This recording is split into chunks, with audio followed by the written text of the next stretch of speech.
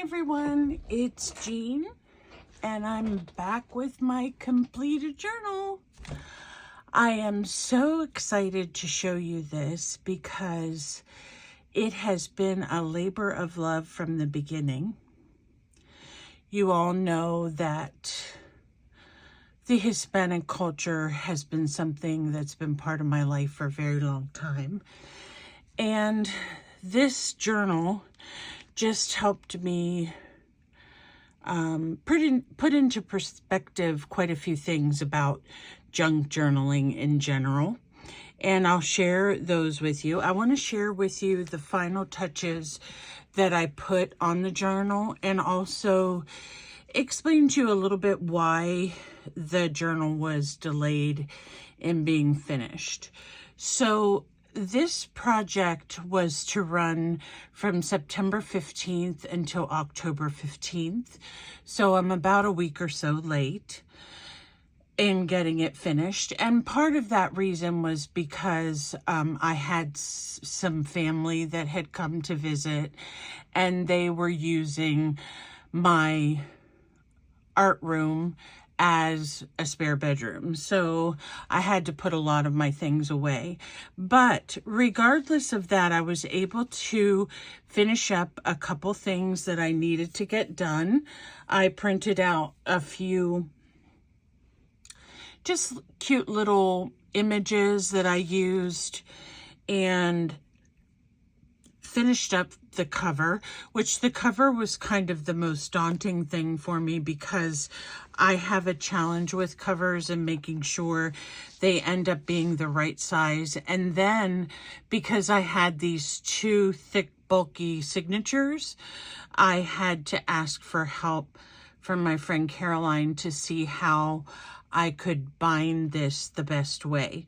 So the cover itself was a mailer that I got. It's not the bubble mailers. It's one of the ones that is like paper bag on the outside. I'm sure it has some kind of cushion in it, but I used that one because this material that I used for the cover, it's not stretchy. It's a little bit stretchy, but it's also kind of slippery because I think it's just a polyester.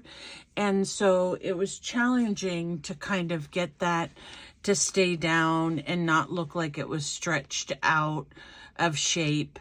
So this is what I came up with. And I had this trim that I got from Temu a while back, and I added this trim.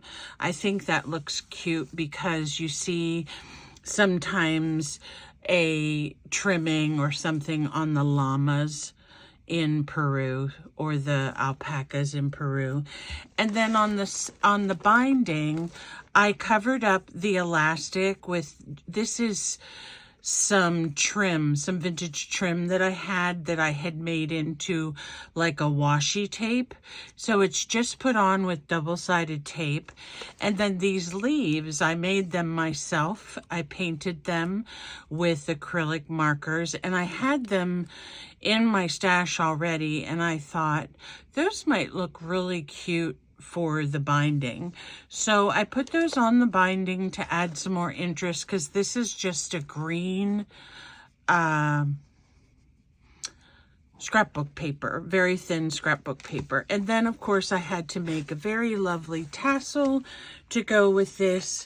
And this has ribbon and fibers and lace and some sunflowers that I attached, and it has beads in it, some bead trim I had. Of course, I used some of my boho beads in here and a feather. So you have quite a full, fluffy, beautiful tassel to go on your journal, and I think it just looks really nice. And the boho beads I tried to use colors like the oranges that would match with the theme of the book. It's just tied with some thin grosgrain ribbon. The closure is a butterfly and one of my Guatemalan worry dolls. I was having a challenge figuring out where to put them because they're, you know, three-dimensional, but it looks really cute on the cover. So if we open it up, I just lined it with some scrapbook paper. It's green roses on this side, pink roses on this side, and then I put a little piece of cardboard in here to make this a little bit wider, and then use this paper as kind of like a book cloth and covered it, and you can see on the back how it just covers this much. So that worked out fine. And if you get those mailers, any kind of mailer, like from Amazon or something, they're really nice to keep to make journal covers out of. So this page, of course, was my Amate page.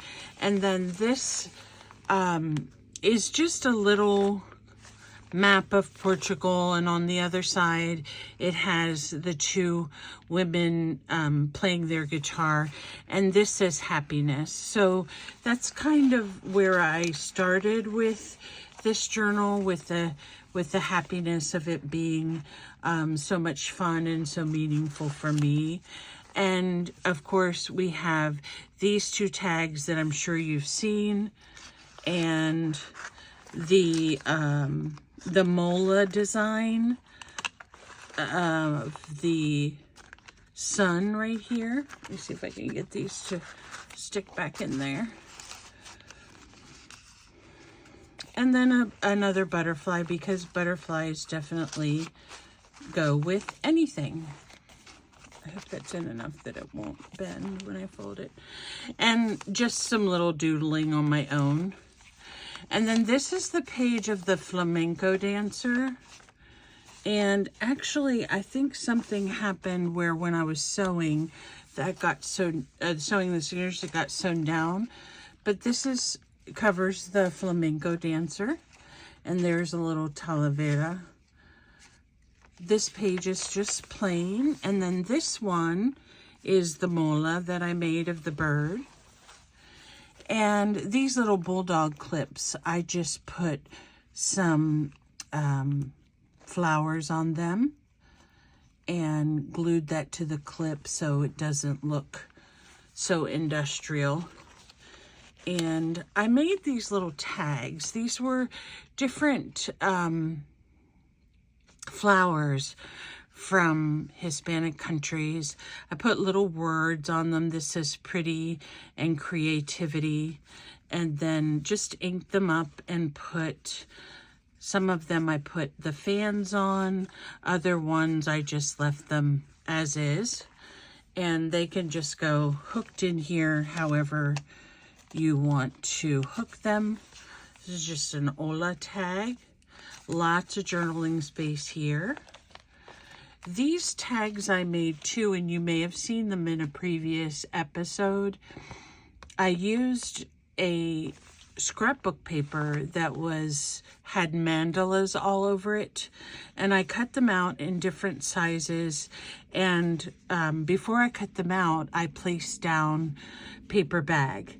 And then drew the faux stitching. This one has a fan on it, and some of the other ones have other images on them, but they're nice and big and perfect for journaling. The talavera that I had told you about before also comes in a lot of beautiful colors, and a turtle is something that's often depicted in Hispanic art. So I colored this beautiful turtle. I think I got him out of one of my adult coloring books. This is just a plain piece. Here we have a little belly band with some asters or zinnias, I'm not sure which, and then 3 little tags to go along with it. And I love this red grosgrain sticking out the top. It's interesting with the Spanish culture, usually things of color are really quite over the top. So when I put these on, they may seem like they're really bright and they're really bold and they stick out. But that's what the Hispanic culture is. So that's why I use that. It's kind of, it's not a red. It's almost like a burgundy red. And then these pages I left the same. And this is the faux laminated page I made. I added this little butterfly page. And this is where I sewed the signature. And after I sewed the signature, I actually put each of the signatures in with some elastic. I thought that was the best way to do it for the thickness and so that I could get it to look like a complete journal and not two sections. So here you're just seeing the other sides. These printables I created and they are, I think, still in my coffee shop. These were some things I found on Canva in their free section. So I added those, and I love that this green dyed piece, except for that has a glob of glue on it. Let me trim this a little bit. I love that that sticks out. This was another amate piece, and I just made it into an envelope. And this has a flamenco dancer on it. These are the Mi Casa Tu Casa printables that are in my coffee shop that you're welcome to choose. These are the Mexican mirrors that I made, and they were a lot of fun to do. I have one here on the back as well, a large one. And here it says, "You only live once." And when you think about doing a journal that's this big, you know, just go for it. Have fun. Here is the original piece that I started with, which was Frida Kahlo. And if you want these images, they are still in my coffee shop, and I'm pretty sure they are free. So you're welcome to download those if you'd like.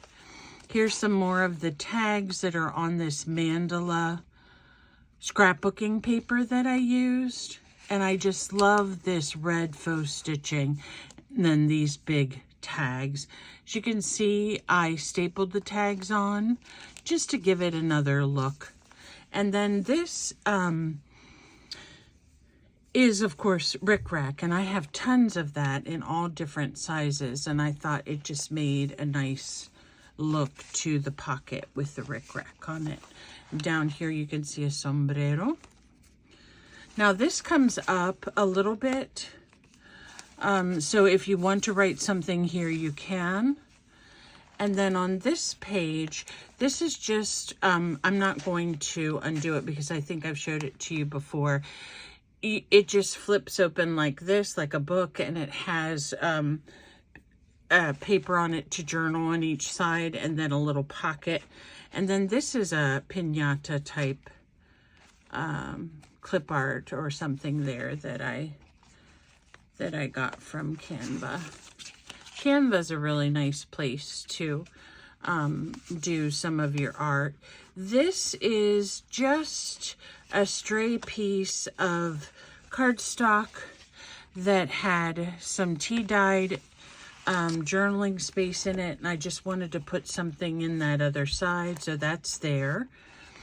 Here are the llama journaling cards that I made with the gelatos. These came out really nice. They were also on that mandala cardstock I had. And any of the sunflower pages you see are in my coffee shop as well. On this side, it's a coloring book page that I dyed, and I added some more of these little tags with the flowers and the fan. And there's one here that's just sunflower. These little girls, Hispanic little girls. And then I love this big tag. So it has all these this room here for journaling. And this is like a bean pot or a soup pot. And if I open this up, I made just some brown tags. Mushrooms, says Feliz. This one looks like kind of a Hispanic lady. Here's a pair of flamenco dancers. So those are all able to fit right in here in this little pocket on the other side of the blue and white talavera. And then so it doesn't flip out while you're using it, I just put paper clip on here with some seashell charms. Just a little burden basket with sunflowers right here. And here are some other of those little tags with the fans. Here are my clay pot inspired animals that I made. Here are the butterflies, all the butterflies in Mexico. This is called the Sagrado Corazon. This is just a page from an encyclopedia. This is some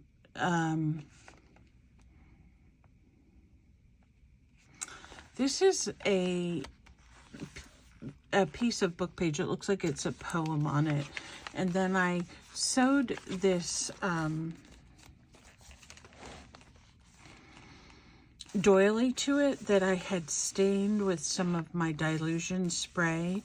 And I thought it reminded me kind of like a Mexican tablecloth or something like that. These I also made. They're called Mi Casa Tu Casa in my coffee shop if you're interested. And these are also, I also made some mandalas in there if you want to be able to make some of these little mirrors with the aluminum foil. That was a really fun project. I love that. Here's one of my favorite pages besides the butterfly one, I think. And this is a Peruvian village. And this is a cute, quirky little llama. And a lot of times when the Hispanic people are decorating for a party or something of that nature, they use a lot of handmade flowers out of tissue or crepe paper. So this is kind of where this idea came from.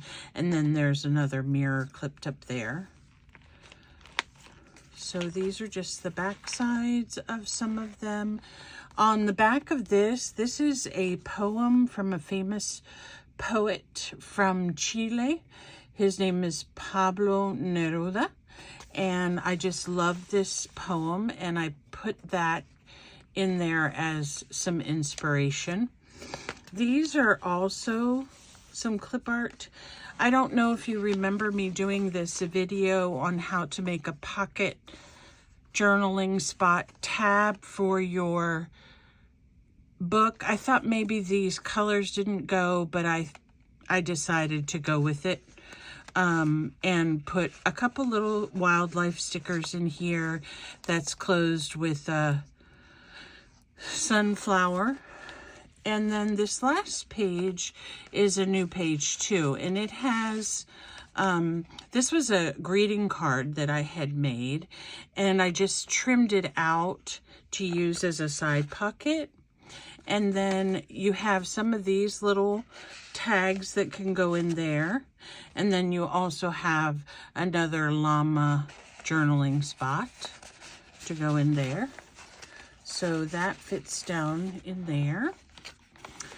This is another one of my designs. Here are 3 tags that are more, I would say, kind of wildlife inspired, or you know, the Latin American countries, especially some of the tropics, have some of the most beautiful wildlife. So I used another one of these scrapbook papers that had the mandalas on it, And of course, did like a collage type thing here on there. And I think they look really nice. And they just go in here. So as you can see, this book has lots and lots of tags, pockets, clips. Here's my last journaling card I made. It's a set of llamas and hearts. And this little bit says Felicidades, which means congratulations. And we are finished with our book. Back doesn't have anything on it. I just stapled this on. I probably will glue one of these flat back flowers on it or something to kind of cover up the staple. But there you go. There is a wonderful, challenging project that I'm so excited to share with you. And I'm so excited that it's finally done, because I was working on all these pages and making all these tags, and the more you look at it, the more you can add. And that's what I wanted to mention. This was a challenge for me, because when you're making something that has such a broad theme, like Hispanic Heritage Month, you know, all the countries, I didn't even represent all the countries in the book, but I thought, you know, there's so much that I could add to this. I could have done some clay figurines. I could have done some paper flowers. I could have done so much more than what I had actually done, with the book. And I think that's why it was a learning experience for me, because we need to learn how to edit and how to just put in the things that make it most attractive, instead of trying to fill up every single pocket and every single page with something. So that in itself was a learning experience for me, as well as learning some of the things about the different countries. Also, I was thinking, I am a person that likes a chunky 3D type journal. And if you do like that, you're going to have to challenge yourself with the cover and how to actually bind those signatures so they don't fall out. And that was one of my biggest challenges. So thank you, Caroline, for helping me with that. And also, if you're making a journal, I mean, you don't have to get a certain paper pack and just use those papers, or, you know, certain stickers or what have you. Not everything has to match. But what I would recommend is, if you're going to embark on a really big project similar to this one, where there are so many options of what you could add, is to make yourself a list and kind of stick to that list, because it seemed like everywhere I looked when I did my research, oh, I want to add this and I want to add that, and that looks so pretty and this matches. And when you do that, you can get really overwhelmed. So that's one of the reasons why the book was also late getting finished, the journal, because I got a little bit overwhelmed and I needed to take a step back and do a little bit of editing. So that's just my take on doing these huge involved journals, that you really need to do a little bit of pre-planning instead of just starting out willy-nilly with one page and then growing from there, because it can become, I don't want to say it can turn into a mess, but it can turn into a challenge. And then you're thinking, now I have added all these extra pages. Now I need all these extra tags and I need to make pockets. So that's the only suggestion that I have, is to learn to edit down a little bit. But overall, I'm very pleased with how everything turned out. I hope you are all as well. I learned some things, not only for my junk journaling journey, but also about Hispanic countries. And I hope that if you are inspired to make a big journal, you know, that you show us and you let us enjoy it with you. And most of all, despite anything else, just have a wonderful time doing it, and take your time and just let that creativity flow. So thank you so much for sharing this time with me, and I appreciate all the nice comments I've gotten and my new subscribers. So thank you so much, and you all have a very enjoyable evening. Bye for now.